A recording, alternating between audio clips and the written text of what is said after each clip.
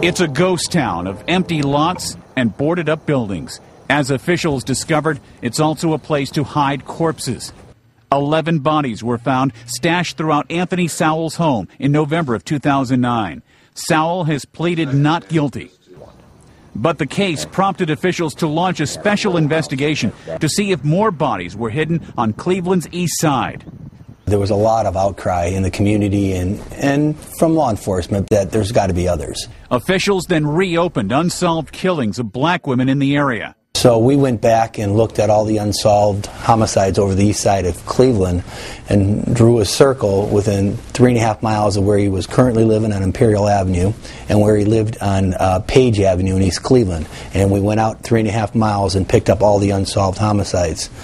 We came up with 75 cases. The investigation led to a surprising find last November, another suspected serial murderer. Authorities say DNA linked this man, Joseph Harwell, to 2 cold case slayings. Harwell, who was already serving time on unrelated charges, was charged Tuesday in the deaths of 2 women. Mary Thomas, who was 3 months pregnant, was beaten and strangled. Her body was found in an abandoned building in 1989.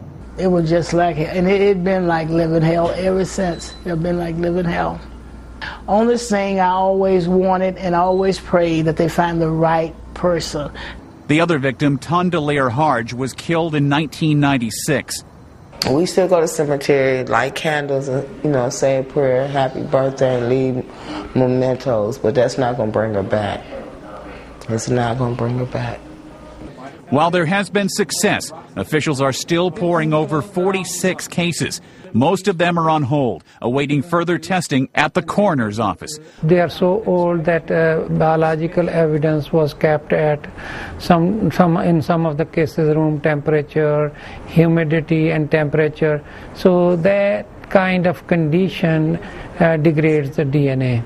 The cold case unit is funded by a federal grant. It's filed 15 indictments on unsolved cases since it began operation 5 years ago. Ed Donahue, The Associated Press.